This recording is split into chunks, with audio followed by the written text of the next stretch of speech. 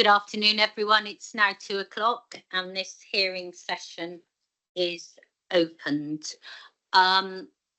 Is there anybody here who didn't attend this morning, or have we got any new people in the room?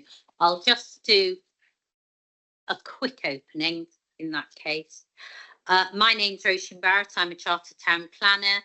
I've been appointed by the Secretary of State to carry out an independent examination of the Winchester District Local Plan 2020 to 2040. That's document SD01. I'll refer to it as the plan or the submitted plan.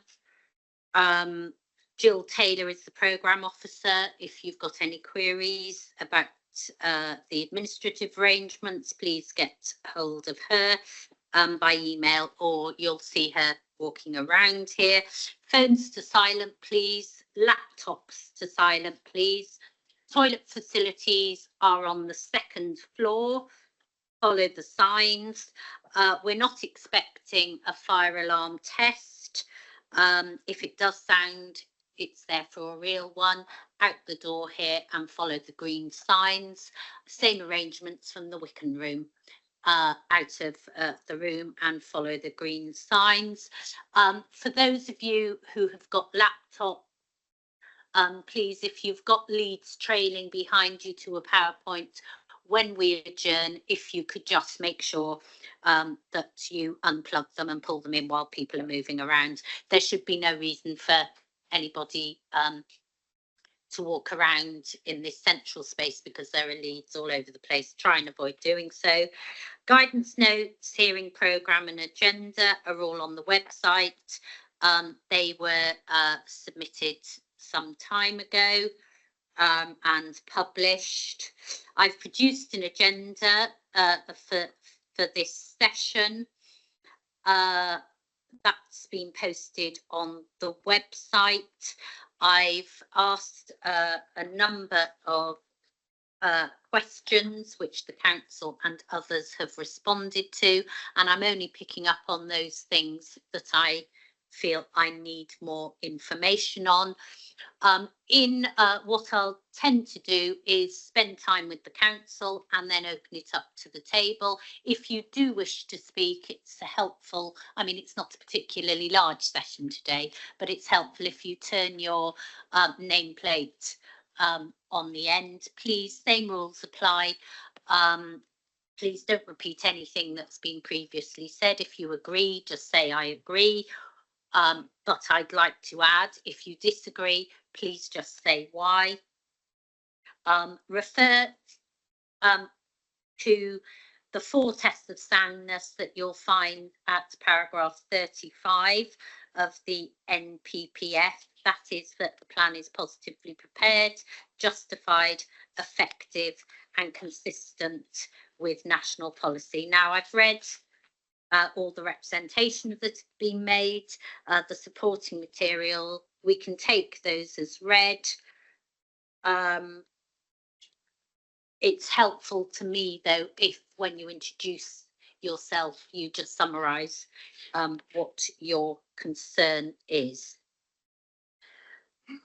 In terms of emission sites, I don't intend to deal with those in detail as part of this discussion. Emission sites are those that are put forward by promoters, developers, and haven't been chosen by the council for inclusion in the plan.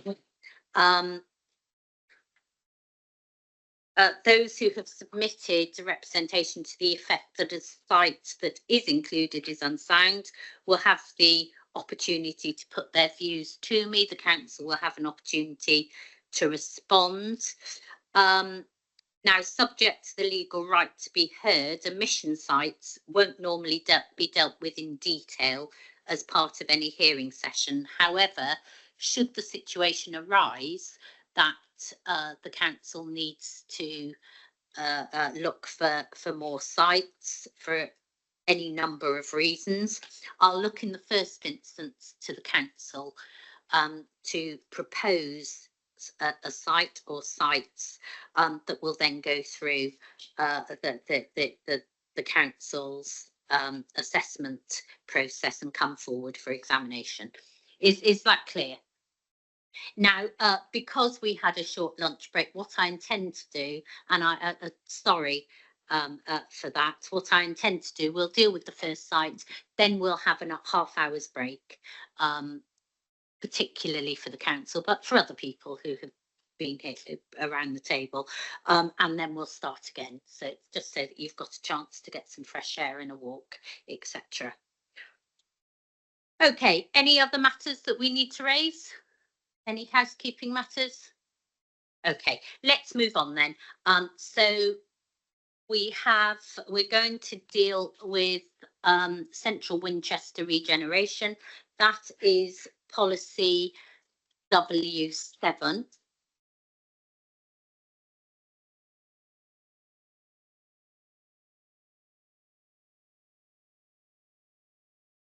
And this is a site that's carried forward from the extant local plan, and it was called Silver Hill, and the name has been changed to Central Winchester Regeneration, and that is for a mixed-use development that includes 300 dwellings on a 4.5 hectare site in the town centre, which actually is just, I'm not sure of the orientation of this building. Is it that way? Is it that way? It's not far from where we are. So it's a large and very complex town centre site, which has been in the offing, and we've already heard some evidence on this. It's been in the offing for some 25 years. Some of it's council owned. The southern part of the site in particular. Obviously, it's in the extant local plan, and we heard some concerns as to why it hasn't come forward already. Now, it's indicated that the site boundary has changed. The northern parcels and the high street, is that the Brook Centre? The Brook Centre and the High Street. Could the council explain that, please? Thank you. The boundary of the site has changed from the adopted local plan, basically to include all of the area that's covered by the SPD for the area, which basically I can go into, but obviously did extensive engagement and consultation, and is different to a number of the other sites where we haven't got an SPD. So that's the document that you refer to in 1271, the supplementary planning document. And that document is a fairly thorough document. You say it's been through extensive community and public consultation. And you say that a master plan for the site isn't required because that sets out the aims and objectives for the site. It goes into the detail of design principles, planning, provides a planning and urban design framework, touches on scale and height, massing, and identifies constraints and opportunities. Are you saying to me that because this is in place and it's an agreed document that a master plan isn't required, or are you saying that that performs the function of a master plan, and does it? Sorry, that's my question, if other people are here, because I know that some people have a differing view. So the SPD underwent extensive consultation, and that's listed in the SPD. And that was 2018. That was 2018. 2018. So on page 111 onwards, about the extensive engagement that took place at the time, which was extensive. Oh, in the document. It's in the document itself, in the SPD.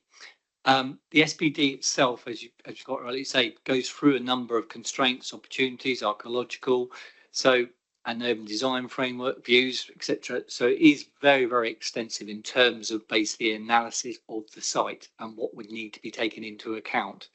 So unlike the other strategic allocations in Winchester town, we don't feel there's necessarily the need to do a concept master plan, which is the approach that the other sites do. Now, just to clarify the word master plan, clearly our developer partner is Jigsaw, and obviously they've got a development agreement with us to basically bring forward past the site. But obviously there is around this table another owner of part of that site. But clearly, when you put together a planning application, you need to look at the whole site to see how it works, because obviously, otherwise, you're not going to demonstrate how you meet the requirements of the SPD. So you would need to put forward a plan for the site.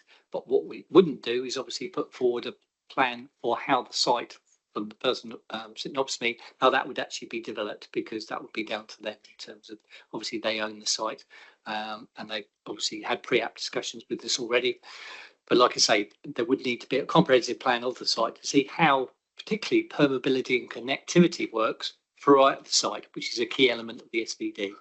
Can you just confirm the, because Jigsaw have done some work, haven't they? That's correct. They were appointed in 23. And the, is it the development delivery plan has just been approved by Cabinet in March 25. That's correct. Yeah. So they've been appointed. They've been doing a lot of other engagement now to supplement the work that supported the SPD. So that work has been ongoing to kind of crystallise their thoughts for the site. And the development delivery plan, which was agreed at Cabinet on the 13th of the 3rd this year, basically sets out kind of their long stop dates for when they basically were going to bring forward various elements of that site. Okay, can you just confirm for me what part of the site, exactly what part of the site they're dealing with? I've got the plan in front of me. It's predominantly basically the area where obviously where the kind of the bus station, there's a building. I'm looking at the SPD because it's an aerial photograph of obviously the site that helps me out. So there's a building that basically has been demolished, which basically is a pocket park at the moment, just to the north of the bus station. If you walk through the bus station, there was a building there that's been demolished. Obviously, the health centre has been relocated. Yep. So they are looking at that kind of central area there. We've got other land ownership interests there. For example, Marks and Spencer's have got basically premises where they store things ready for their shop. But obviously, like I say, the predominant area is round towards so the southern part of the southern part of the site. Southern part of the site, and so yeah, so the entrance or into the bus station and that area bounded by Eastgate, and then the Broadway. And then we got Middlebrook Street, which is Middlebrook Street, which is to the north, which is a car park which is owned by Winchester City Council. Basically, that again, obviously, we are discussing with them whether or not they bring forward that site as well. That is included, isn't it? It's included in the area. Sorry, it's included in the area. Sorry, that's so. Yes, that's included. Then the Brook Shopping Centre and then the High Street is included. Right. Okay, and all of that is that relates to the area of the SPD. That's correct. Okay, so I'm clear on that. Okay. So this, I know that people around the table have a view on whether a master plan should come forward or not. Could I just ask for a comment on that, please? Mr. Baker, please. The supplementary planning document was a very substantial document, but it set out a vision, objectives, and planning and open design framework. That includes a master, not a master. Their master plan, based on an OS plan, goes into considerable detail. Now we have this additional confusion now that Jigsaw, the consortium appointed by the City Council, are carry out regeneration and redevelopment of the central area, have now submitted this development delivery plan, which was approved by Council's Cabinet last month. This is a very substantial 194-page document, and it set out the project stages for the regeneration programme. The indicative programme that they showed on page 8 shows that a master plan is going to be prepared during the course of this year. So that statement, preparing a master plan, doesn't appear in the SPD.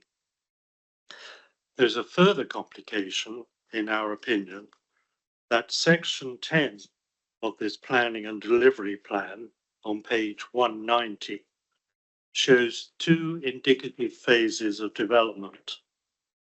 A phase A, which is the King's Walk block, bounded by Middlebrook Street, Silver Hill, Tanner Street, and Friarsgate, followed by a phase B, which covers the bus station, Coitbury House, which is at the junction of Tanner Street and Friarsgate, and the site of the former Friarsgate Medical Centre, which, as Mr. Finch says, has been demolished.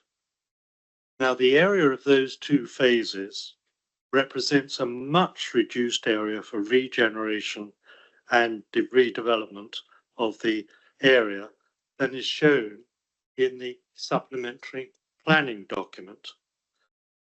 So as it stands, the Trust feels that policy W7 needs to be amended to accord with the changes in the approved development delivery plan, even though this development delivery plan was not approved by a planning committee, it was approved by a cabinet.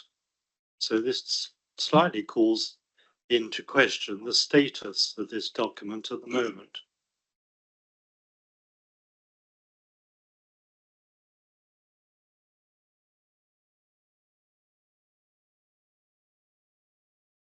Thank you for that. I'm sorry, how do I pronounce that? Gottlieb. Gottlieb. Excuse me, sorry. And I've read your comments regarding your site, small site. Mum, thank you very much indeed. Your opening comments and those of Mr. Fox have largely upended much of what I was going to say. So I'm hoping you'll be gentle with me while I'm trying to gather my thoughts and make it sensible and try and assist you. As the policy is currently drafted, there is a clear distinction between the SPD and the master plan. They are two different effective documents. The SPD was very widely supported. It was a reaction against the previous policy, Win 4, which didn't end well. It produced a scheme which was rejected in the end in 2016. The council then put an awful lot of effort into producing this document, which you have, and it produced a lot of support from the public and also cross-party support within the council. So everybody's been happy to go forward with that. My problem is when there's suddenly a distinction and a talk about a master plan, and clearly since the publication of Jigsaw's development delivery plan, they've actually confirmed that they're not producing a master plan simply because they don't need one. This was at a public meeting on April 2nd. They feel there's already plenty of plans for them to move forward to. As Mr. Fox says, the SPD provides a lot of guidelines, whether it's archaeology, height, size, uses, location of uses, and so on. It is in effect a master plan, although it isn't one, as Mr. Baker says. And I feel that in the absence of a master plan, my problem being that smaller sites are all beholden to the master plan being produced, which may never happen. I think the only way forward is for the policy to simply say proposals coming forward should comply with the SPD, and the rest of the W7 can be abandoned. But I'm very grateful that the importance and the preeminence of the SPD has been recognised by the council, and that's the thing that we all want to work with and what the public are expecting. Okay. Thank you. Thank you. Mr. Gagg? Thank you, Ma'am. I must say, every discussion on every bit of this proposal and the peripheral discussions have all been very positive as far as I'm concerned. But I worry that there's still gaps between all the different plans and all the different proposals that have been produced, and things fall in between the gaps between the floorboards. And unfortunately, and I'm sorry to burden you with this again, Mo, what seems to fall most through the floorboards is access to the site, how the site relates to how people get to it, and therefore, and because it's very difficult to ignore it, how active travel and public transport will be managed in central Winchester. The local plan refers in many times to it's pretty good we've got a Winchester movement strategy, but I have yet to see an agreed Winchester movement strategy. The plan also refers to a local cycle walking infrastructure plan, and that has not yet been approved either. So there's much too much in the air that could affect how people will get to this development. And I have some pity for Jigsaw because they've got to plan for an environment that is not yet determined. So the interface between this site and what happens in the immediate vicinity is not yet defined. The most ill-defined aspect of this, in my view, is the assumption that we will be redeveloping the bus station, and the local plan does refer to this and says there will be no need for buses in Broadway because we're going to put a bus station by the station, which I completely and utterly support, but there is no clarity really about what sort of bus station, what sort of transport interchange there will be at the station, and how bus services will be rearranged to supply that. So, so even down to the minutest detail, like redundant one-way street signs that stop people cycling one way outside Sainsbury's, have not been addressed. And we need really a central area master plan that includes how the central area will relate to this site. But I have not seen that linkage made. Thank you very much, Mr. Gag. Okay, can I ask for a council comment? Now, first of all, I just want somebody to clarify this. I heard across the table that the development delivery plan says that they do intend to produce a master plan. Is that correct? That's something It was in their indicative programme. Yes. I'm sorry? It's in their indicative programme. In the indicative programme. And then we heard from the next speaker that actually in a public meeting that was suggested that it wouldn't be produced. Right, could I just hear from the council, please? Obviously, a master plan is a different document to an SPD. Well, can you clarify the first point, please, that I've raised, and then respond to the issues that have been raised in the absence of a master plan? Thank you. I think that's why we're being clearly clear with criteria 1. We're referring to obviously have regard to the SPD. Criteria 2 talks about important part, which is really integral to this, is that the proposal relate to the whole allocated site, or if less, do not prejudice the implementation. And we've got the word or the master plan of the whole site.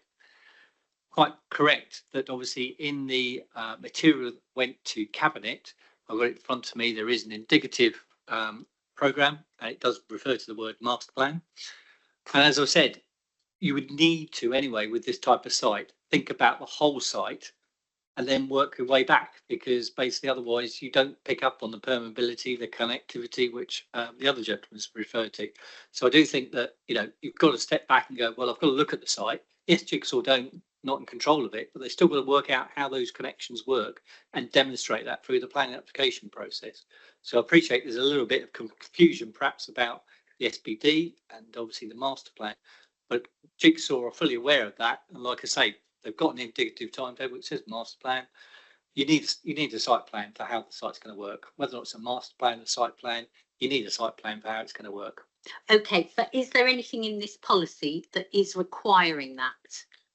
Well, criteria 2 basically says the implementation of the master plan for the whole of the site. So it's there. I know, but it doesn't, it says the implementation of the master plan. It doesn't say you should produce a master plan for the whole site. No, I do accept that.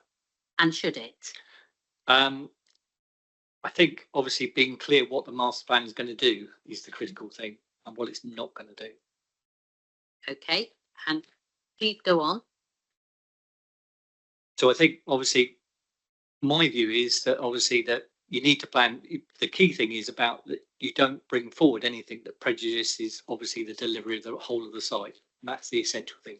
The only way you're going to do that is look at the site as a whole.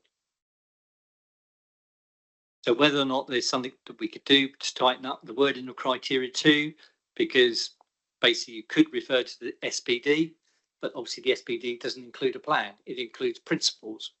So there's a slight tension there that if you change the criteria 2 to refer back to the SPD talks about constraints, opportunities, heights, etc., archaeological. So it doesn't give you that guidance. Okay, you've heard the issue that's been raised. Sorry.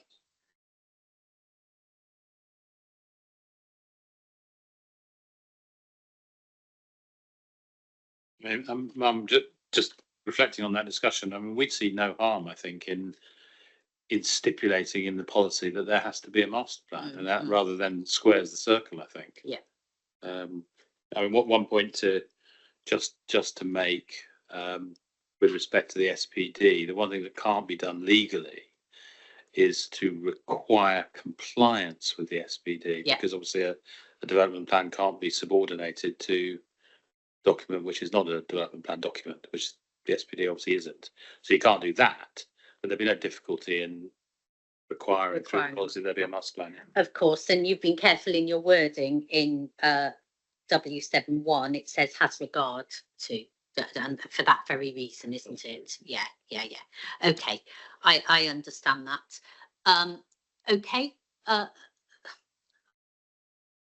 Gottlieb. Mr. Gottlieb, I will get there. Thank you, Mum. I'd like to come back to Mr. Gagg's comments in a moment.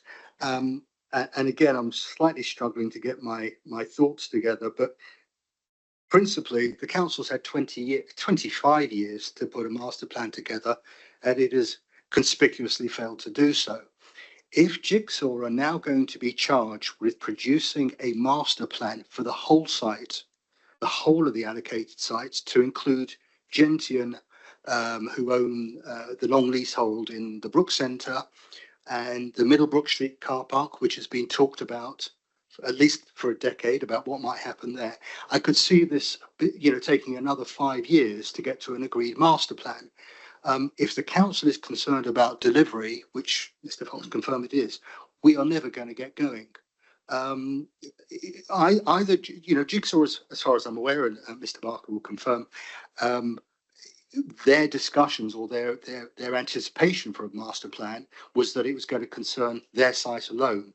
I don't feel that they were taking on the responsibility for the whole site. And, I look across the table and I see a competitor developer, if you like. So it's not as though it's the council themselves producing the master plan. If the council are now saying, and I am confused, and there is either we've got two things which are effectively the same, the SPD is effectively the master plan, or they are two distinct documents. If the council is going to insist on there being a master plan for the whole of the allocated site, I would not be surprised if Jigsaw throw up their hands in horror and walk away, but I can see it taking years. Gentian are themselves a very substantial developer. They will have plans for their site, perhaps. Coming back to Mr. Gagg's comments, which I fully endorse, I suspect, and Mr. Barker can confirm, I suspect why Jigsaw have now got to a position where they're doing a detailed application on their first phase, but an outline on their second phase, is because nothing about the movement and where the buses go and all that has been resolved, and it has been talked about since God was a boy. And I can just see if we're going to stick to the idea of there must be a master plan for the whole allocated site. This site is never going to happen. And sorry. Okay. Thank you. Thank you, Mr. Gottlieb. Can I go back to the council, please? What is it that you would be requiring as part of this policy? Yeah, I think if, with your indulgence, I think criteria 2, we would like to have a chat about this in the break, if that's okay. Yeah. No, And absolutely. then come forward with a possible main mod basically for that. But I think we'd like some discussions ourselves first of all, if that's okay. Okay. Jigsaw are here. You got a view on this?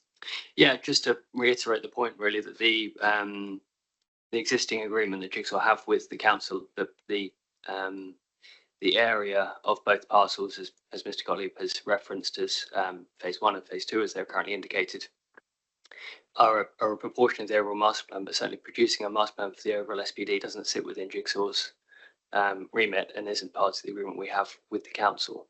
Sorry, will you speak into the microphone, please? I did hear it's not part of your remit. You're dealing with the 2 sites, phase 1 and phase 2. Precisely, and the reference to master plan within the indicative programme relates to the master planning of those 2 parcels of land to which Jigsaw has been granted a development agreement by the council.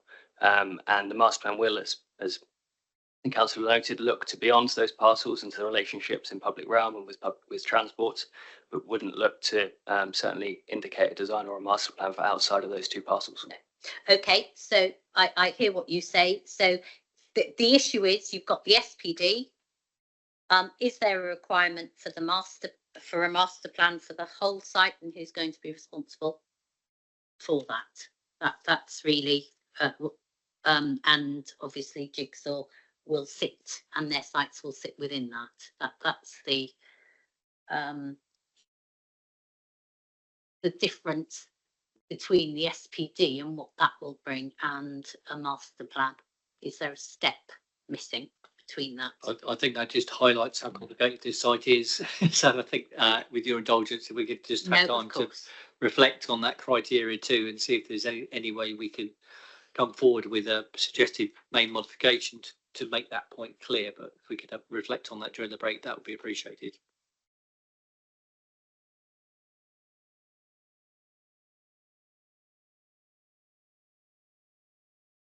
Okay, and now we get on, and we heard about the complexity of the site and the site constraints, and there are a whole host of them: land ownership, built heritage, archaeology, flood risk, nutrient neutrality.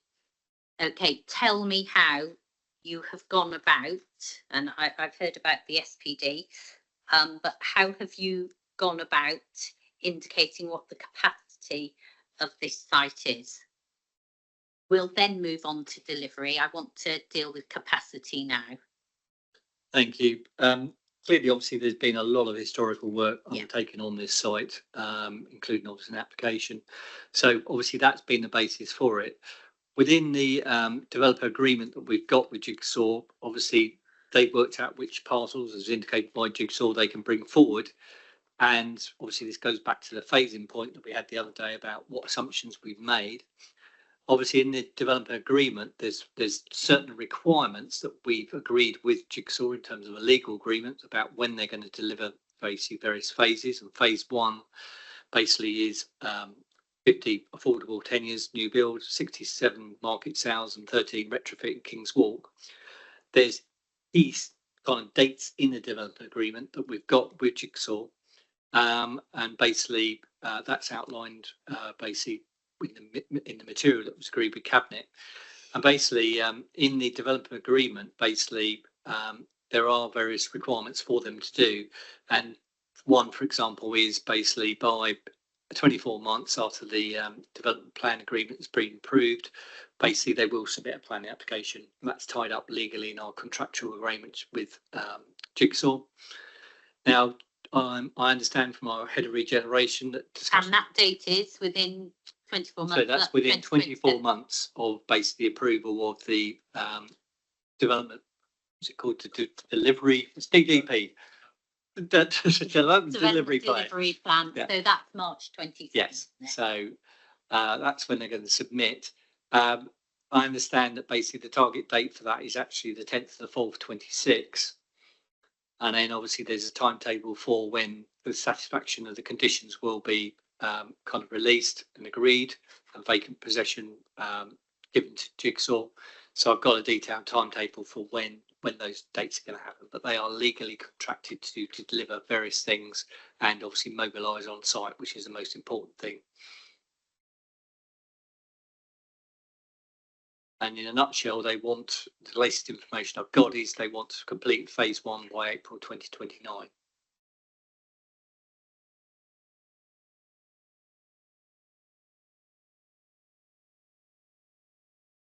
Okay, what are the risks to, we've moved on quite swiftly to delivery, haven't we?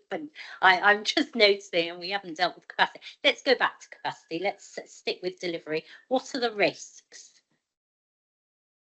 Well, clearly, to that programme? Yeah, clearly the risks are obviously because of obviously the complicated nature of the site and obviously the constraints and obviously getting an agreement. But like I say, we wouldn't enter into an agreement with Jigsaw if we weren't convinced, one, they could deliver their track record, and obviously they wouldn't sign up to a delivery agreement if they didn't think that they could do obviously those target dates. But I'm sure Jigsaw will add to that.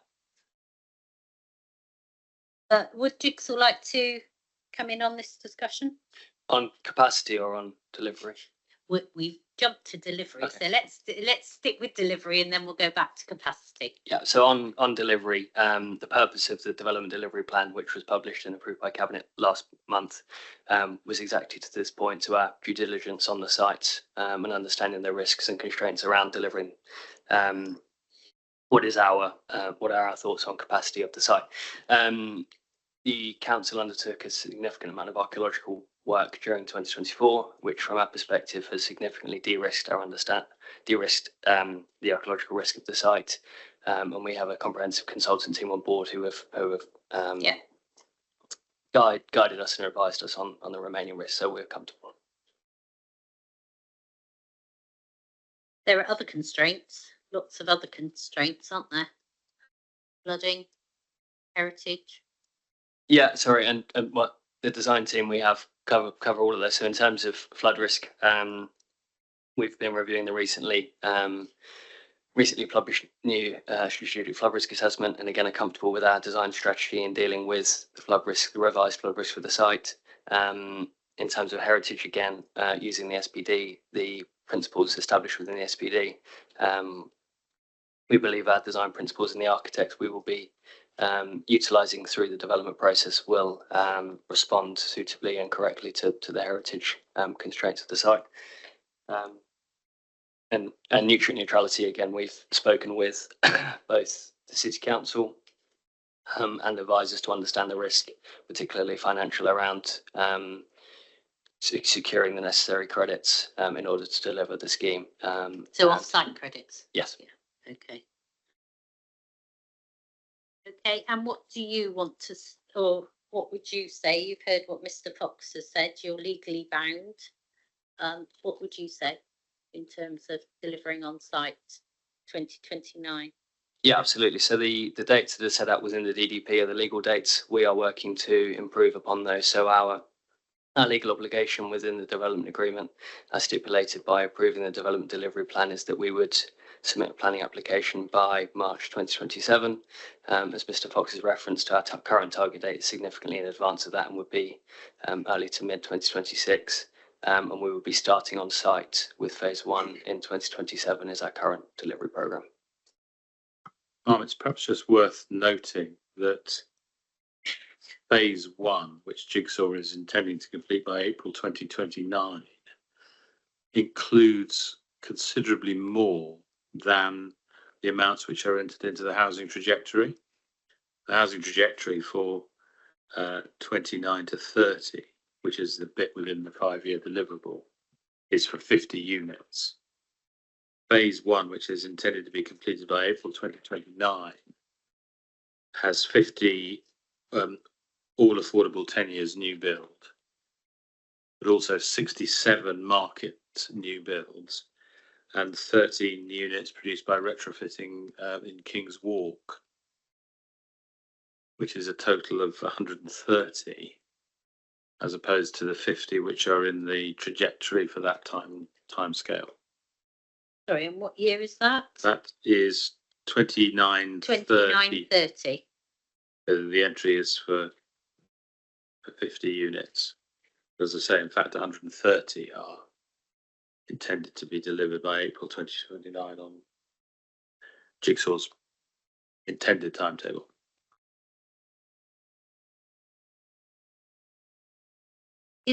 Are there any dates in the development delivery plan?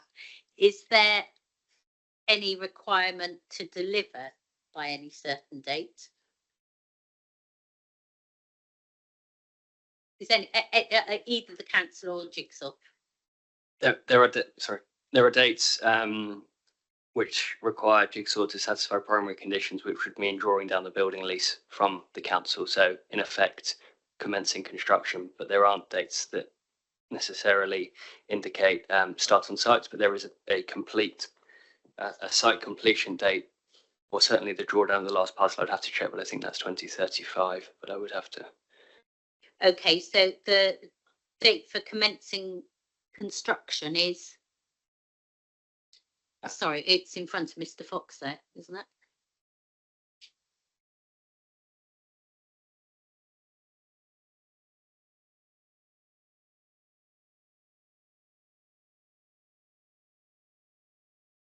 So satisfaction of conditions present for phase 1, which would ultimately mean the satisfaction of all conditions legally relating to the development agreement and Jigsaw drawing down the first parcel in phase 1 and commencing delivery is 4 years from DDP approval. So that would be March 29.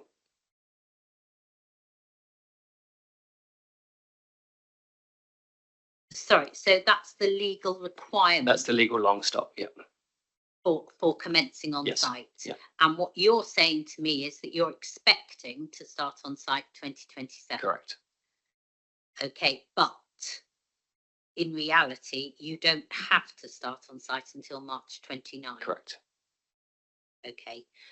I put it to the council. Do you have a view on that in terms of the position that you're telling me and delivery on this site, listening to? And only the fact that obviously I think Jigsaw are very keen to get on with obviously the development, and it's not unusual for them to obviously have a development agreement, obviously has slightly different dates. Obviously we're basing it on the latest conversations our head of regeneration developments had with them, and they're keen to obviously get on and start. So I don't see there's any problem. Certainly wouldn't be referring to those dates if we weren't confident about them. What's the consequence? Sorry, if you don't comply with those dates? The consequence would be avoiding of the development agreement between Jigsaw and. I'm sorry, I can't hear. Sorry, the consequence would be avoiding of the development agreement between Jigsaw and Winchester City Council. Oh, okay. Just to add to that, really, yes. Yeah. I mean, a long stop is a long stop, and within the terms of the MPPF and the PPG, you're looking for clear evidence of delivery at a particular date. So just because there is a long stop does not translate into evidence that there won't be delivery until those dates. No, simply says that yeah, I understand. Okay, thank you. We've looked at delivery. Mr. Baker? Thank you, Mum. If I can come back to master plan. Oh, Yes. Sorry, can I come back to that at the end, please? All right. The master plan at the end. I just want to deal with delivery now. Right. Thank you, Mark. I've met Jigsaw individually and what have you on a number of occasions, and I feel that they're good, experienced, professional people, and I think the site is in good hands. So I'm looking forward to what will be produced in time, hopefully. But without wanting to state the obvious, no contract is going to guarantee performance. The council has been down this road before. It's all been laid out. They had the best professionals involved. I know you, Mr. Fraser Urquhart mentioned long stop date. In the previous iteration, the council changed the long stop date, moved it out 4 times. So a contract's a contract. Performance is something else. And as things stand, we don't have a master plan. There are no drawings in the public domain, and we are at an incredibly early stage in the process.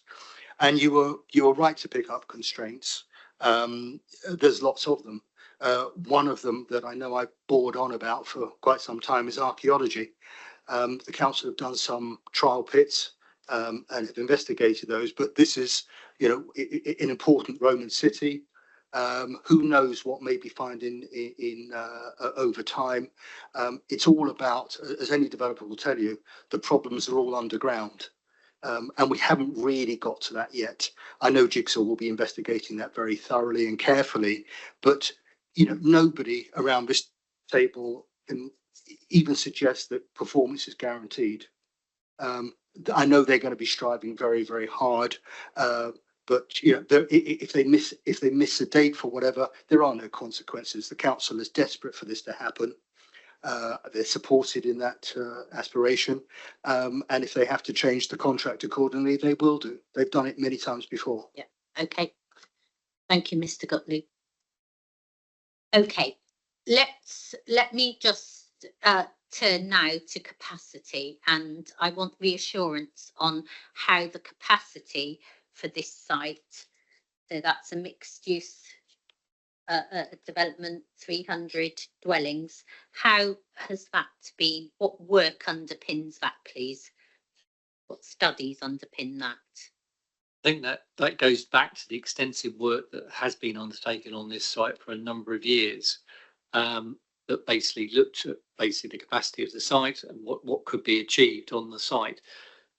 Clearly, obviously, there's Middlebrook Street car park, which basically is Winchester City Council owned site. That also obviously could be potentially redeveloped as well, which obviously could help capacity, as Mr. Fraser O'Cook said. Obviously, the phase 1 is higher than what we've assumed in the phasing assumptions, but it's a city centre brownfield site. We want to make the best use of it, and that we would be wrong not to. It's a corporate priority to bring forward this site, and there's a corporate commitment to deliver this site. And yes, it's had problems in the past, but now basically, hopefully, with Jigsaw on board, we can move this site forward, and that's no dissimilar to any other site that's got constraints, city centre site. But this site is a key site. When you walk around it, it's crying out, and Winchester deserves basically for it to be developed. I think the words were used when it went to cabinet. This is a once in a lifetime opportunity to do something positive for the city. Okay. Thank you. Does anybody else wish to say anything on capacity? Mr. Gottlieb? Thank you. As we heard this morning, the council only got to a robust number on capacity in respect of St John Moore Barracks when it had a master plan. Clearly, we don't have a master plan. I think here we're still in the realms of having a range of housing. My personal view is I think 300 across the whole site to include Middlebrook Street car park is probably undercooking it. But it depends. As far as I'm aware, Jigsaw don't have control over Middlebrook Street car park. I suspect they've been trying to include it in their scheme, but they don't have control of it. So the numbers are still all open to question, as is the deliverability. But I think the 300 across the whole site is probably on the low side of what inevitably is a range at this juncture. Yeah, and it is, of course, an indicative figure, isn't it, that's included at the moment. Okay. Anyone else wish to add to that? I'm aware of the history on the site. Okay, could we move on? Don't worry, Mr. Baker, I will come back to you on that. I just want to make sure that I get through what I need to. So you're suggesting some main modifications to this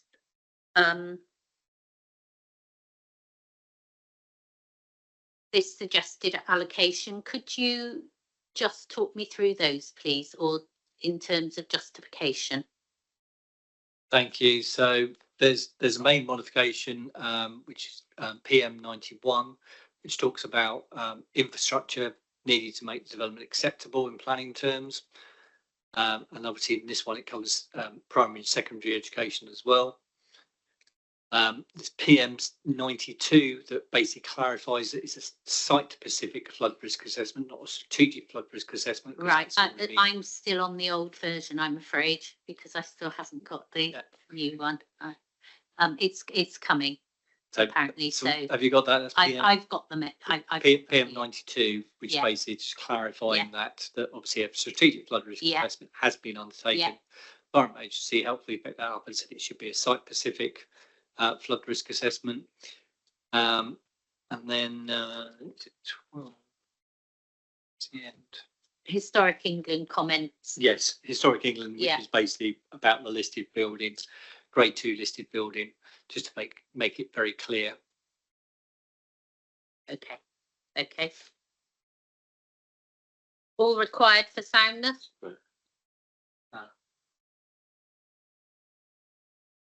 Mr. Fox, all required for soundness purposes? Yes, they are. Okay. Just on the capacity point, forgive me. The SPD identifies figures both for housing and for commercial uses. Could you give me the reference? Yes, absolutely. Page 59. 126. Page 59, section 3.8, para 3.8.2 suggests that it envisaged that the CWR area will deliver up to 300 dwellings. There's also then slightly earlier on page 56, a tabular breakdown of the areas, the square footage involved, square meterage involved. Retail, residential and mixed uses, the residential figure then being translated based on average dwelling sizes again to that figure of 300. So it's certainly there as the basis on which it was used. I think if I could just add to that, on page 46, the table that Mr. Urquhart's referring to, obviously at that time it was 3,000 to 8,700 square metres of retail. Clearly the retail world has changed since obviously the SPD was obviously adopted. So that would indicate obviously that residential basically is going to probably be a higher number than basically what was envisaged at the time of the SPD, because clearly the retail world has changed dramatically.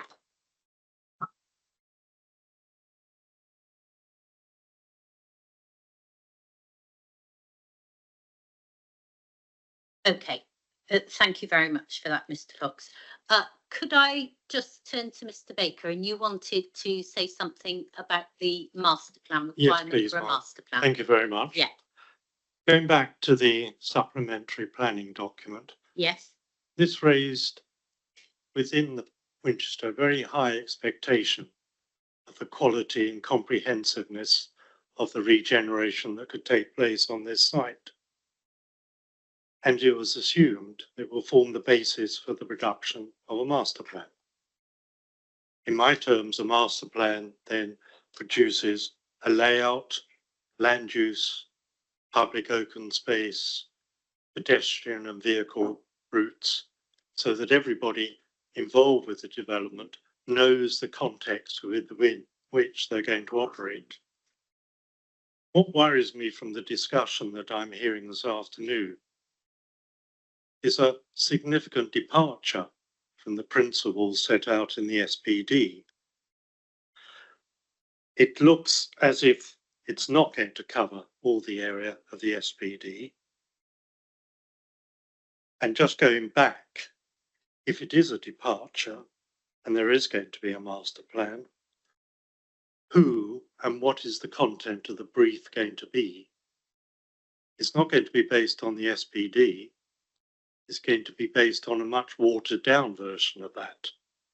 And I think when the brief is compiled, it should become clear what is being omitted and what is being included. Because at the moment, it appears it's not going to cover all the land ownerships. And as Mr. Gagg said, it's not going to include its role within the context of the Winchester movement strategy, which is vehicles, buses, cycles, and all sorts of things.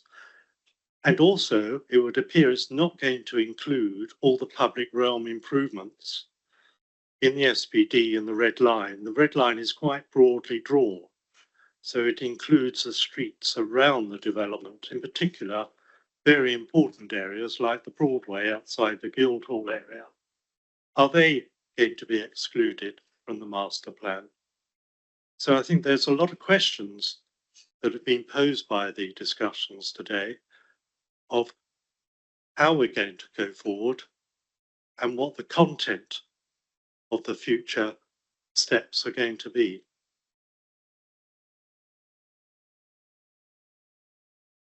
Okay, thank you for that, Mr. Baker.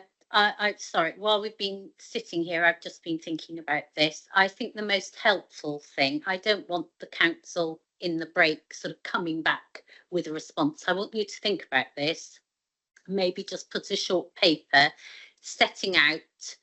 I mean, the first response to the question was the SPD does it all. So I think what I need is what the SPD does, what a master plan would do that the SPD doesn't. And I suppose that's at the nub of it. Should a master plan come forward to provide the context, basically, for Jigsaw, for those two sites? Should it come forward? Should it be produced? What should it do? Who should produce it, etc., and providing a timescale for that. Thank you, Mum. That was exactly what I was going to advise the clients to do. So that's very helpful that dovetails with your approach. Let's set, I don't want you going off now and rushing something. You need to think about that. And could we set a deadline? Is the person who's likely to be dealing with that going to be in hearings this week? Yes. Well, yeah, unfortunately, the head of regeneration is actually on leave this week, who's Okay. been leading on this side.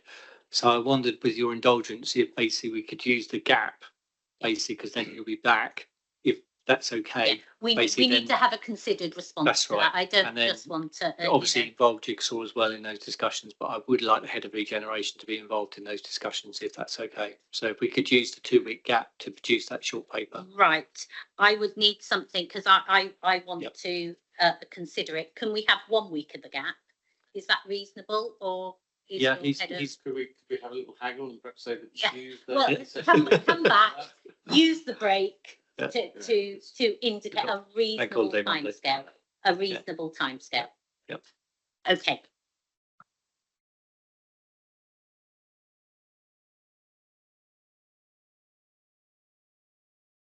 The other thing, sorry, just before we break, and we'll break now until 3:30, is the timescale. Just to remember the timescale for phase 3B. That's the 125 homes for Kings Barton site, or just to provide that. That's not going to take long for the approval of that application.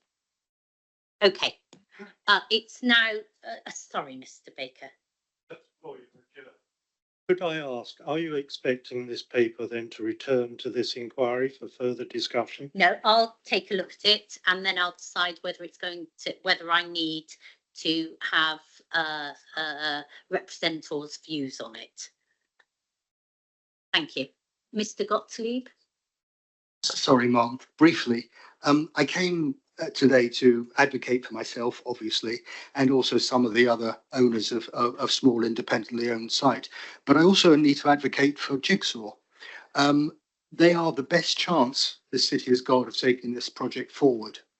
If they find themselves further delayed, and the public meeting I referred to earlier, they were being criticised for the period it's already taken them to get thus far. Not their fault. I think they've been made to jump over hoops and jump through hoops and over hurdles and all the rest of it by the council. If they find themselves further delayed by the need for a comprehensive master plan of the overall allocated site, I could envisage them throwing their hands up in horror, and delaying them further really puts their proposal, which we've yet to see, in jeopardy. Absolutely. Seriously in jeopardy. And I'm hoping I'm saying this for the benefit of the council, we need them to make their scheme happen. Obviously, I want to see other schemes in and around the site happen too. But this master plan has become so unwieldy and so burdensome and so unnecessary.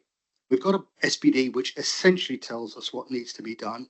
They've got a pretty good plan about what they want to do.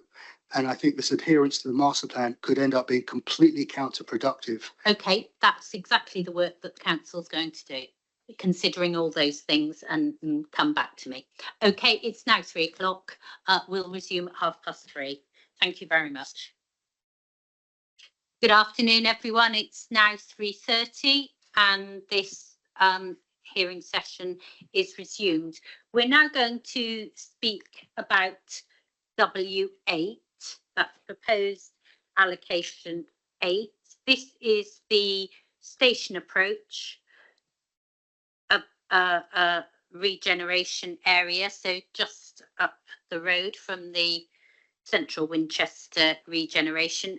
And again, this is a site that's carried over from the previous plan, and the proposed allocation is for a mixed use development with an indicative number of homes of 250 dwellings. And looking at the trajectory,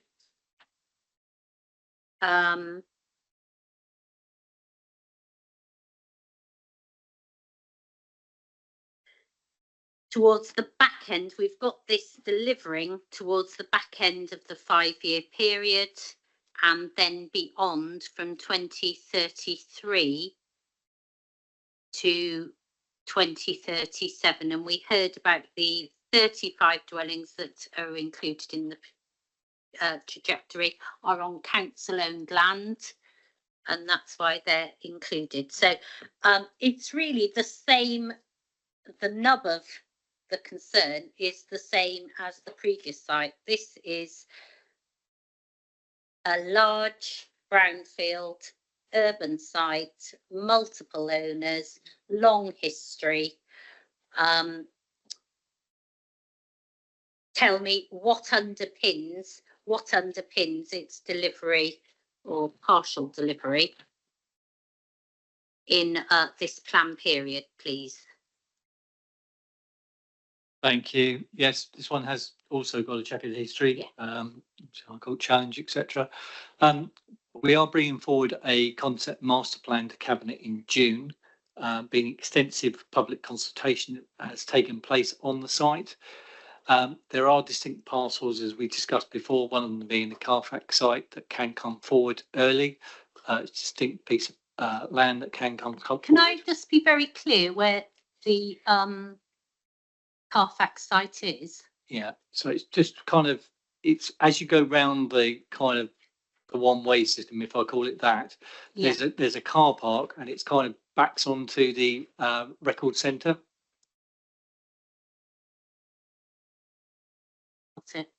Got it. So is it the car park site? Yes.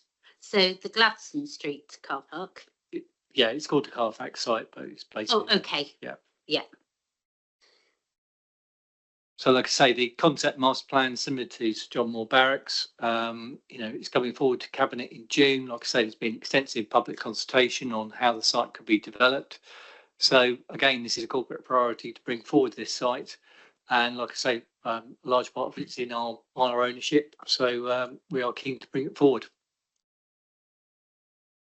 And obviously lots of constraints, not least land ownership. Some of it is in your ownership, not all, because you've got the station there that jumps out, doesn't it? Yeah, there's third party land. Obviously, the main thing is it's a sense of arrival when you arrive at the railway station. Yeah. What can you do with that site? It's got a fantastic opportunity at the moment. If you're honest, you arrive at the railway station, you go, well, where's Winchester?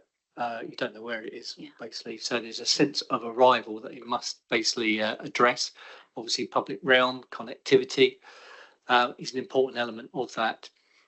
Like I say, we've done work with basically consultants to basically test the demand and need for office space, because obviously it's close to the railway station, so whether or not it could be a kind of a hub office space.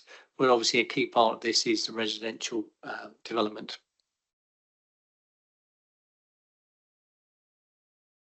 And that's the 250 units. And in terms of heritage, there's quite a lot of heritage assets in this area.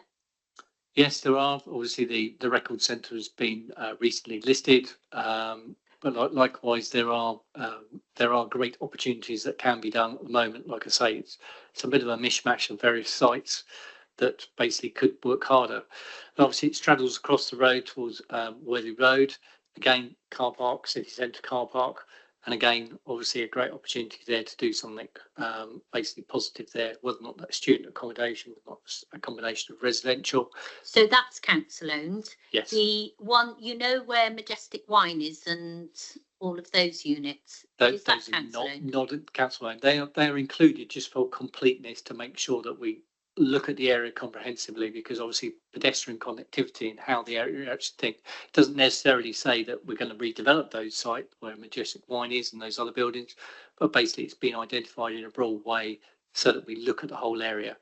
And the buildings that front the Andover Road in that again area, they're not in council ownership, but like I say, it's been included as a broad way, because basically the linkages, and you'll probably see there's some student accommodation further up, which kind of at the kind of former railway area.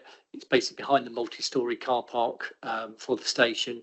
There's a kind of through traffic of students that go up the Andover Road, cut through where the multi-storey is.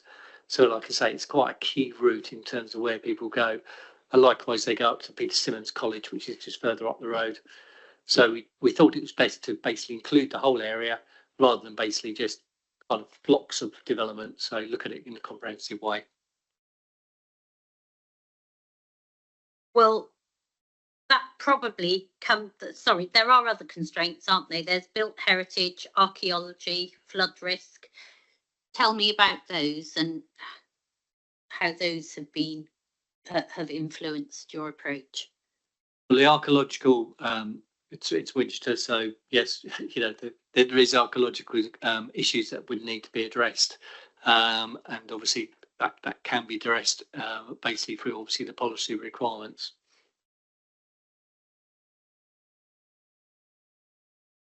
But none are showstoppers. Not that we know of at this stage, but as ever, obviously that work would need to be undertaken. But they could impact, obviously. They could impact. I couldn't say one way or another at the moment in terms of basically what would be the implication of that.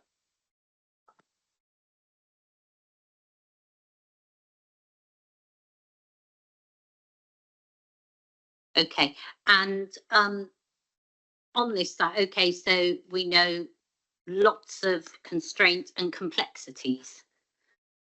Okay, but you've identified this site, and we'll come on to delivery last. So we'll park that for the moment. But you've identified this site, you say, in a broad way, and I think you just touched on the reason for that.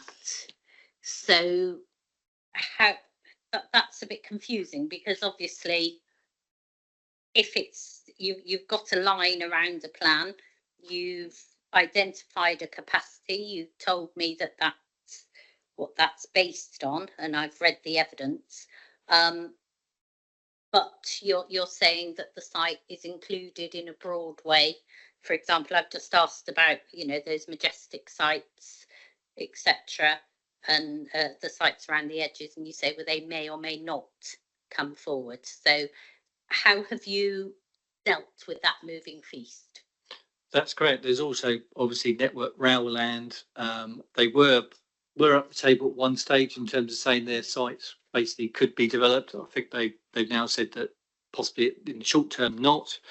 And when you talk about Network Rail Land, what it was predominantly the actual multi-storey car park, which basically is next door to the railway station. Yeah.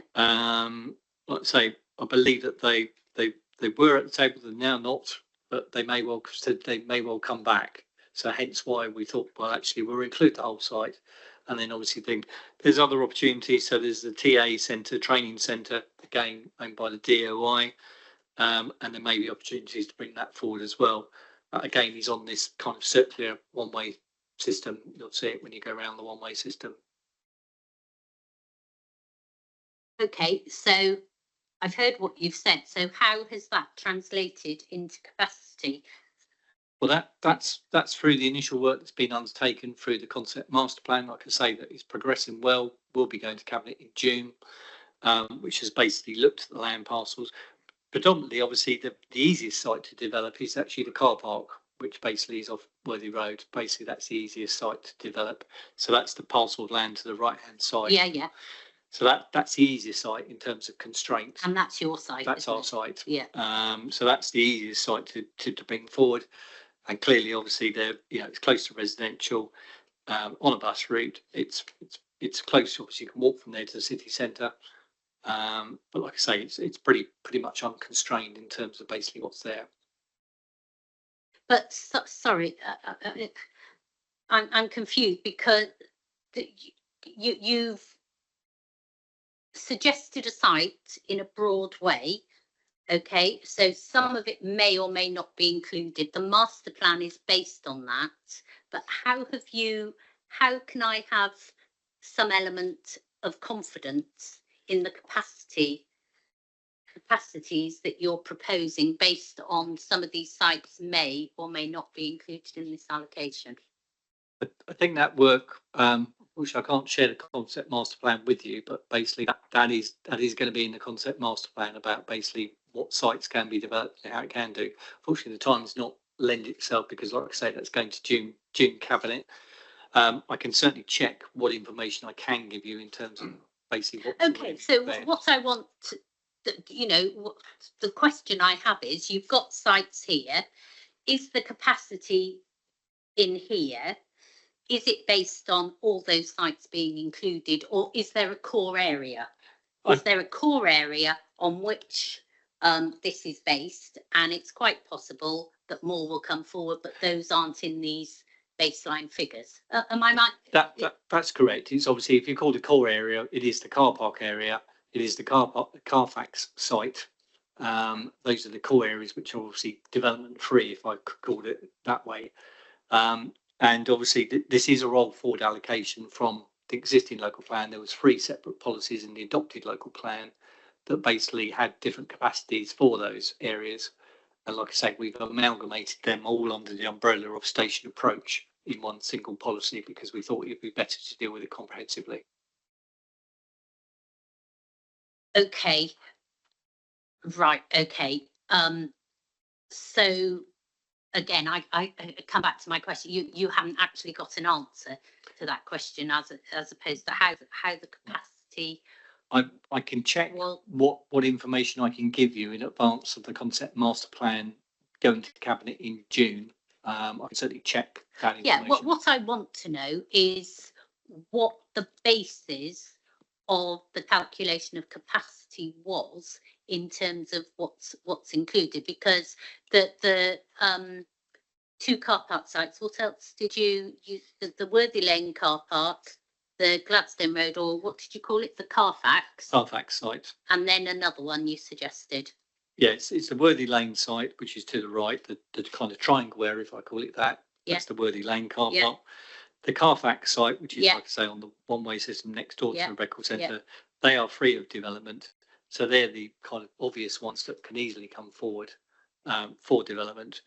And obviously, like I say, we've included the other areas of land basically within it because basically the way that the kind of area works and kind of the movements across it, it was thought more logical to include a wider area, particularly obviously if you see it obviously includes the junction where people come down the hill once they come out of the station.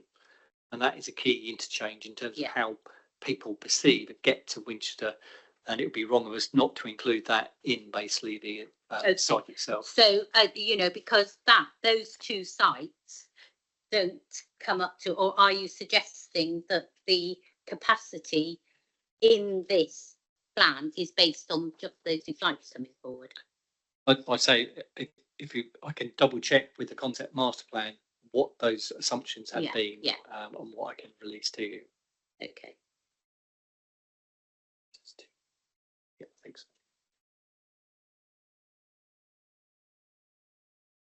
Yeah, but it must be nearly there.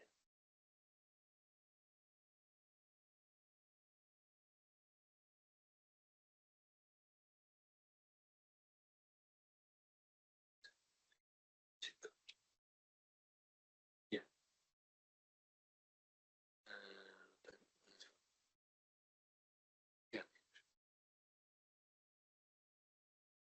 And again, this approach to use a broad area as opposed to, you know, a clear red line, which we've got on most of the sites, haven't we?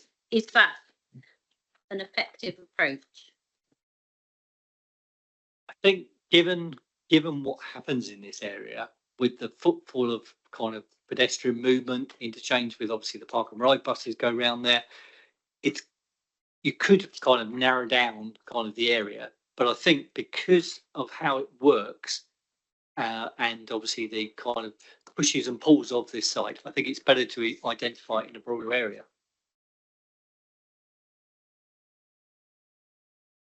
Well, okay, that probably brings me on to the next question, which is about coordination of movement in, you know, trains, buses, pedestrians, cyclists, to connect key locations in the town centre. What have you got to say to that point? I think just to be clear, we're not relocating the bus centre to this area. That came up in some workshops that basically we did with the general public and stakeholders. But what we're saying is basically that there is a greater role for this site in terms of basically public interchanges. So when you get off the railway train, there is a clear, logical kind of, here's the bus station, here's the route, here's, you know, basically where do I catch a bus from, where do I go, if I want to walk, if I want to cycle, how do I do it, and where is the city centre? At the moment, that is missing. I believe when you come out of the railway station, you are literally left with, like, looking up the hill, looking down, going, well, I think it might be down there, but I'm not entirely sure. You're then presented with a road that's probably got 5 different arms. There is a pedestrian underpass there, not particularly well clean. It's basically underneath the road, probably by the record centre. You've probably never seen it. No. So it's hidden away. So you're probably not going to go down there. Whereas most people queue up at the pedestrian lights and kind of go across, and then obviously you go down to Jury Street, etc. But it's really not very clear. It's not a very good impression for a cathedral city to have no distinction about I've arrived in Winchester. Isn't this a fabulous place? So there's the great opportunity that this site can bring. So would I be right in saying the way that you've identified this site is about a design-led approach? Very much so, and permeability, to increase permeability and accessibility and legibility, I guess, is a key one, that you have arrived and you know where you're going. And that's reflected in policy W8 Little Roman 4, particularly requiring the positive contribution towards improving the area as a key entrance to the town centre. Thank you. Okay, let's move on, and I will give, I know that people on the other side of the table wish to make comment on that. Again, we come back to paragraph 1290.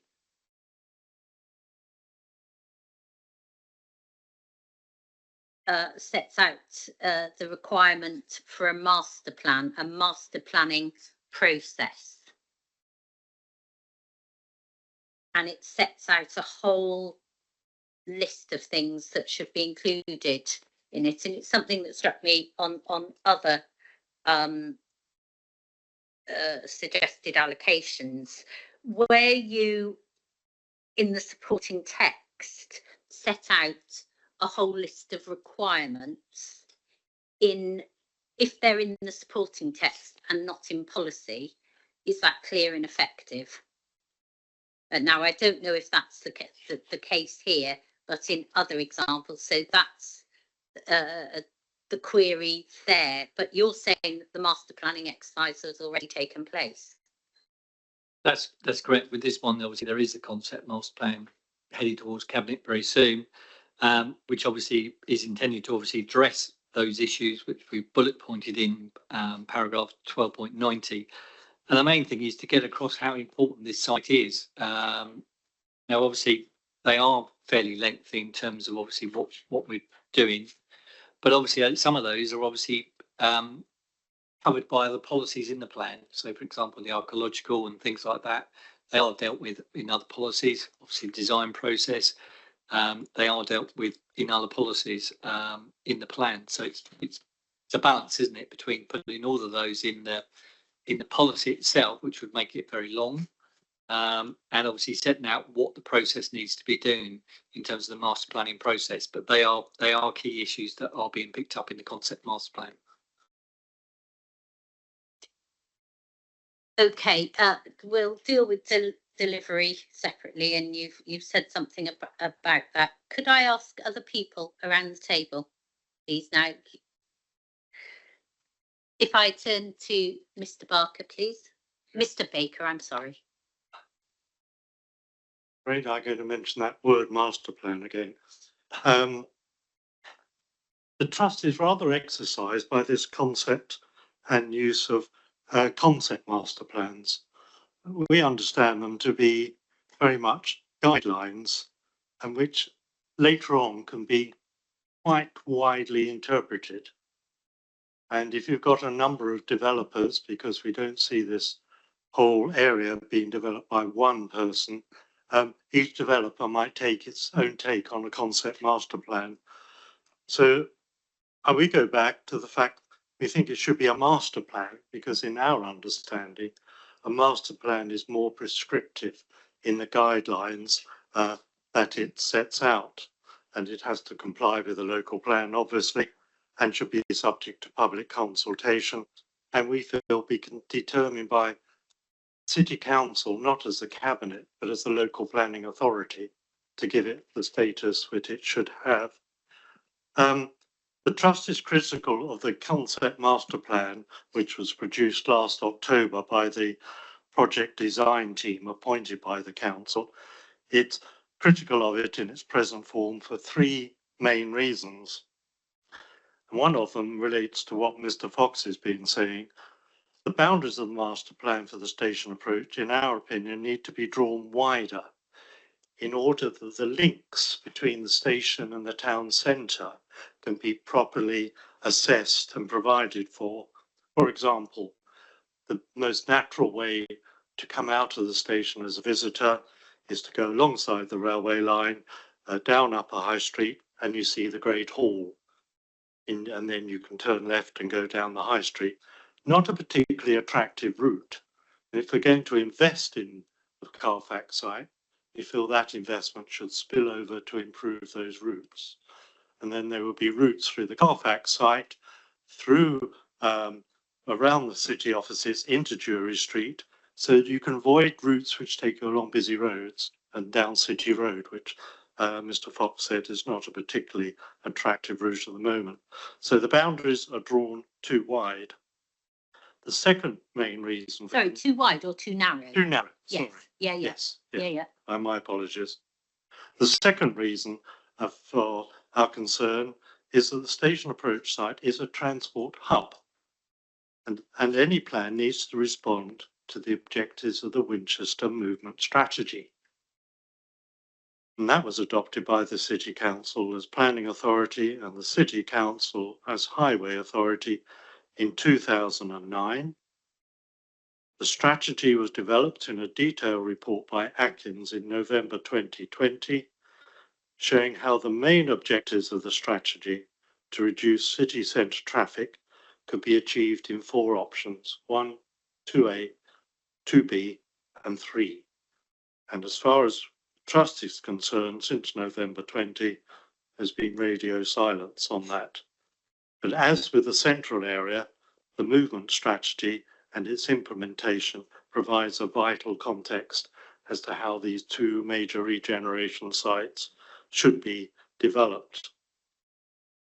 Furthermore, another reason, the third reason, is not only does the movement strategy cover the whole city centre, but it also, these regeneration sites need to be a component of a spatial or citywide plan that should be included in Strategic Policy D2, Design Principles for Winchester Town, which I think this inquiry is going to consider at a later stage. The Trust has been promoting the need for a citywide plan for many years. It would present a coordinated approach for land use planning and the movement of vehicles and pedestrians within the historic fabric of this cathedral city. A citywide plan would and should provide a clear context and direction for developing both the station approach area and also the central regeneration area that this inquiry is considering. Thank you, Mr. Baker. Mr. Gottlieb. Thank you. Probably speaking here also as a member of the Trust, and really just to strongly endorse what Mr. Baker has said. And just on the point of master plan, I would just wanted to draw your attention, when you have a moment, to paragraphs 1282 and 1283 of the preamble to the policy, which explains what the council is expected of a master plan, of how it would be put together. And I just draw that to your attention in the context of W7, where it's conspicuously missing. And particularly in terms of getting all these landowners to agree things and the time it will take. This again is a site that has been talked about for decades and sadly has not yet come forward. Thank you. Mr. Gagg. Thank you. I was very surprised to hear that we're not going to move bus facilities to the station, because that's precisely what the preamble says on W7. So I think there is just a bit of a problem about the coherence of the plan in terms of the approach to bus services in Winchester, where when we're talking about Broadway, buses will move up to the station. But when we look at the policy on the station, there's no mention of a transport interchange. Sorry, Mr. Gagg, could you refer me to that para? The supporting text, the supporting text to W7. Paragraph 5.55b and 5.59b refers to a movement of, I think Mr. Gagg was referring to the public engagement work, which features in the design topic. Basically, it was engagement work that we did. So that's why it's in the design topic. It's not in the site allocations.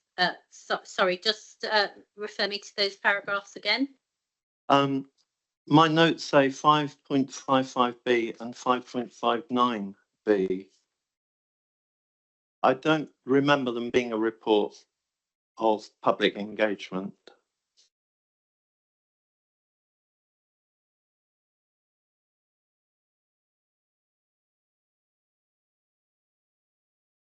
So if I could help you, Inspector, paragraph 5.52 basically explains in November 21, we did a series of design focused workshops, which were held with Design South East. And obviously the second workshop focused on Winchester itself. So the preceding pages from that capture those aspirations that were coming from those design workshops as broad areas of opportunity. Thank you. That's helpful. Now we will drill down to the detail of that, and I think I made a comment on the inclusion of that. So we'll park that there. Yes. But, However, whatever. Sorry, Mr. Gagg. So are we clear that it's not in the preamble to policy W7? Is that right? And are we agreed on that? I'm afraid I don't have the text, but I'm very happy to accept that. Okay. No, I understand where it is in the plan. Thank you for that. Fine. However, what we have is a proposal in W7 to develop the bus station. That then raises the question, what happens to the buses and where do we get sufficient infrastructure for providing bus services? And I think this is as I think Mr. Baker said, I support what Mr. Baker said in that this is a unique opportunity to provide a focus for public transport across Winchester District. The presentation suggested that bus services at the station are really, it felt like the emphasis was on conveying people from the station to the town centre. And I think we have here an opportunity to decarbonise transport, reduce the level of energy used in transport by providing good connections between train services and bus services across the whole district. And this site offers the only opportunity for providing infrastructure that would do that effectively. And I feel that that enormous potential has been underplayed here. So the opportunity to provide good connections from all parts of Winchester District to all destinations on the railway system is actually being underplayed. What I think is really quite important is that we should have an understanding of how much space would be required for enabling a transport interchange at the station. And I don't actually think the work has been done to assess what would enable public transport in Winchester to be well connected. If we were to use the space that is unique in Winchester to provide that, if there were a sufficient series of investigations, we would be removing a possibility shortly before local government is reorganised and we have a strategic mayor who would have powers over the rail system and would have strategic transport powers. But if we were to develop the land in another way, that opportunity will be lost, perhaps lost forever. That would mean that the potential for public transport interconnection across the Winchester district would not be anywhere as high as it is now, with the prospect of developing the station area. And the policy CN1 would actually be defeated because transport emissions would remain high. So I think what I'm suggesting is this is a unique opportunity, but it's a necessary prerequisite for a major part of reducing transport emissions across the district that are about 50% of the emissions in the district, and they are the focus of policy CN1. So I'm calling for a coherence of approach to reducing transport emissions in Winchester and finding a way in this plan to help deliver that. Okay, thank you, Mr. Gagg. Can I turn to the council? You've heard what Mr. Gagg said. It's a lost opportunity. I want you to refer. Does that make it unsound? Does that make this allocation and the plan's approach to it unsound? I don't think it does. I think there's a great opportunity to look at how the interchange of buses, but I don't think it's a case of relocating the bus station up there, mainly because it's probably obviously at the top of the hill for people with accessibility issues. It's probably in the worst place you could put bus station, even if you had the land. I think a bus interchange, in terms of basically how you get to other obviously places through an interchange, and obviously at the moment some of the park and ride buses do stop up there, and looking about how you can utilise that better is the best way forward, given obviously the land that you've got available, and obviously, like I say, with the bus station at the moment. In terms of where it is located in the city, actually works because basically people can easily walk in there. I'm thinking about people with accessibility issues. I certainly don't want them pushing all the way out past the Great Hall because they would never achieve it. And has that possibility been considered as part of the master plan and as part of the work that's already taken place? I think it's been considered, but I think it's been dismissed in terms of basically a viable option for the site. For the reasons that you're saying? That's right. Okay. And what about the general point about its furthering the Winchester movement strategy, the ability of this site to further the aims of the Winchester movement strategy? I think that's exactly what we're trying to do in terms of obviously bus connectivity, pedestrian links, cycle links, and the concept master plan is looking at a wider area. I've seen a draft of it now, and it is looking at a much wider area in terms of how the actual area plays and obviously interplays with those areas. And that's exactly what the concept master plan is doing. Now, okay, thank you for that. And Mr. Baker raised the issue about the concept master plan. And he suggested there are three things that a master plan needs to do. What's your response to that, please? Well, the approach towards concept master plans has been agreed at Cabinet in terms of the approach that we take towards master plans and obviously what they kind of should include. There's information on the website, and a key part of that is connectivity and connections and permeability. And we've seen that in the master plans that have come forward for Bushfield Camp and Sir John Moore Barracks. So that's a key fundamental plank of what a concept master plan does, but that's clearly set out in the guidance that we've got on concept master plans. And this idea of a citywide master plan, and I just want you to refer to that the plan's approach to this site, in the absence of a citywide master plan, how does that relate to the soundness of this allocation, proposed allocation? We've had many discussions with the City of Winchester Trust about that. Their view is obviously you should have a citywide master plan. We've got no aspiration to do that in terms of basically we've got already design guidance for different areas of Winchester Town. We are looking at obviously whether or not you could bring forward a design code for Winchester Town, but those are in the early days in terms of what we could do. But we're not supportive of a citywide master plan. We've had those discussions at length with the City of Winchester Trust. And what is the rationale for the council's decision? Basically, Winchester itself is divided up quite neatly by different areas. Basically, I think they're shown in the design topic where we've got different kind of quarters, and obviously, like I say, they have got design guidance for them.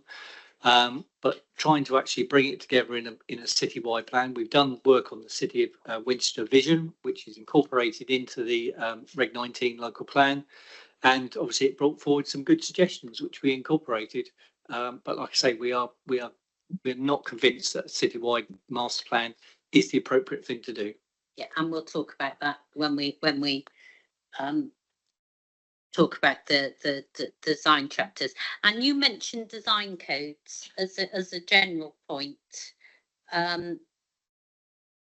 Should this be requiring should this policy and others, it's a general point, should they be requiring design codes? We haven't got that as a requirement, but that's not saying that we wouldn't be supportive of a design code. But I didn't want to be that prescriptive and say that you've got to bring forward a design code for sites. So for other large sites, it may well be appropriate. So for example, for the MDAs, which is Kings Barton, there is a design code. But like I say, I wouldn't want to be that prescriptive in the policy. I'd rather basically work with obviously the site, and obviously the concept master plan is a new way that we're dealing with these large sites. Why wouldn't you want to be prescriptive in a policy? I think because obviously that's another layer of obviously work, and obviously with the concept master plan, they are doing a lot of that work already. So the concept master plans is a new way that we've taken as a city council towards looking at these opportunity sites, how they can connect, etc. A lot of the work obviously is in those concept master plans. Okay. Okay, and let's move on to delivery of the site. Now we have gone through this in a previous session. Sorry, I'm just going to get my. So we've heard about what you call the Carfax site, the Gladstone Road Carfax. Sorry, I just want to get my.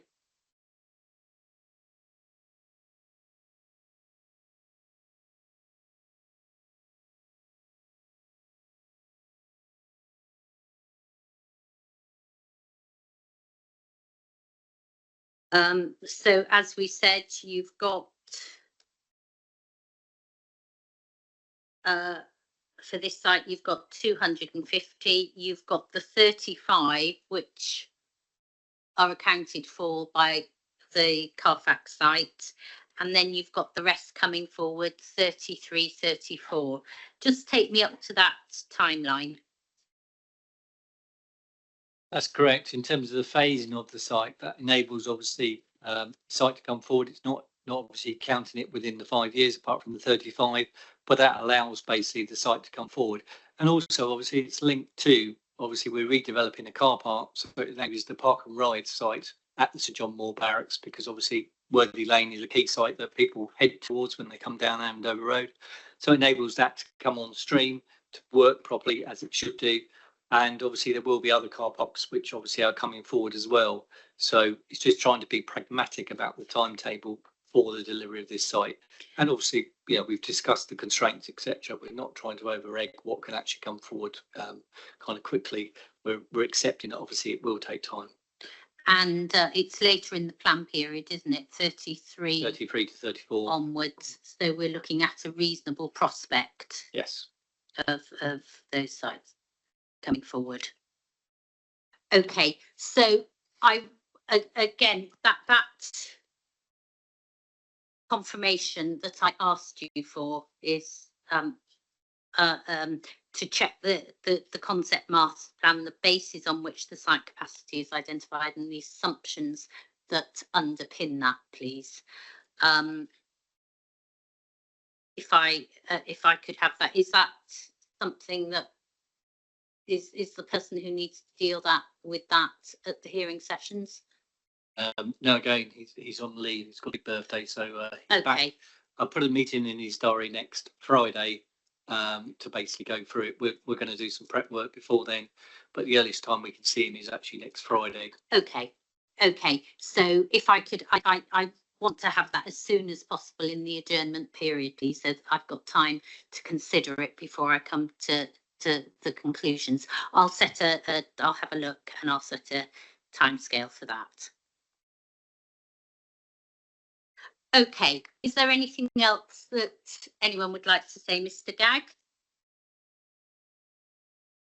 Yes, I'm afraid I wasn't making myself clear enough earlier. I wasn't advocating that the bus terminus be moved to the station. I was advocating that there should be a transport interchange at the station, which is served by all bus routes, so that all bus routes should be redesigned in Winchester to serve both the station and the centre.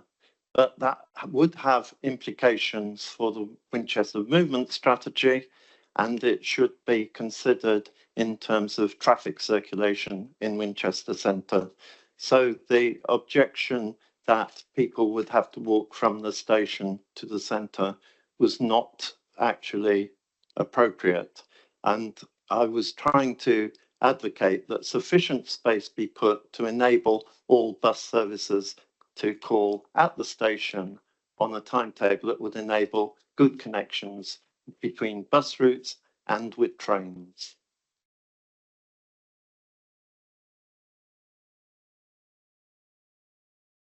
Thank you very much, Mr. Gagg.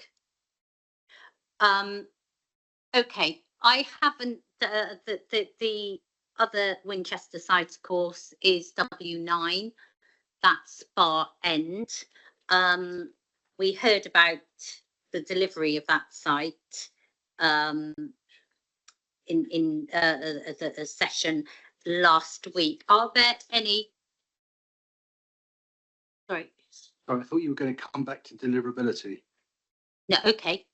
Okay. On station, just very, very quickly, I would just make the point that, as was confirmed before, the approach being taken by the council is a design-led approach. This has been pursued before and it hasn't succeeded.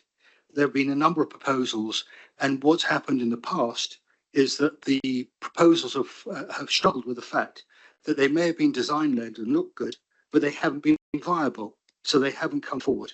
And so a design-led approach it looks marvellous, but it's skin deep. Okay. What has the viability assessment work said about this site? Well, we've done at all stages of the preparation of the local plan. We've done viability work, and that was done by Dixon Cell Partnership. Clearly, the adopted local plan is very light on design policies, and that's why we make a concerted effort to basically increase and obviously have a dedicated chapter, which you'll hear about in due course, on design and obviously the design-led approach. So I think it's slightly unfair to say in the past it hasn't worked. That's because we haven't got the policy in place at the moment. The policy is in this plan that basically is promoting obviously the design-led approach, and there's a number of policies in the design chapter that basically pursue that. So I think that's slightly unfair to say it hasn't worked in the past, but we haven't had those policies, we haven't had the teeth that we need, which is why we want this plan adopted. Okay. Thank you. Mr.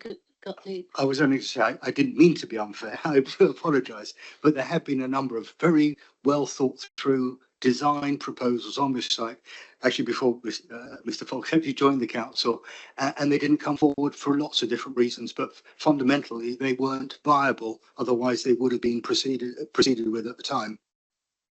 Apologies if. No, I hear what you say.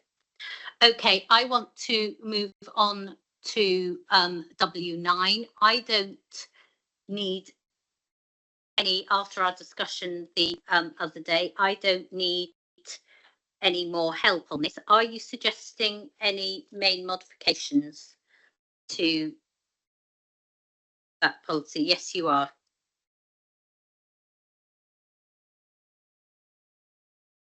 Yep. 97. What was? And I'm going to be referring, I'm afraid, to PM 97.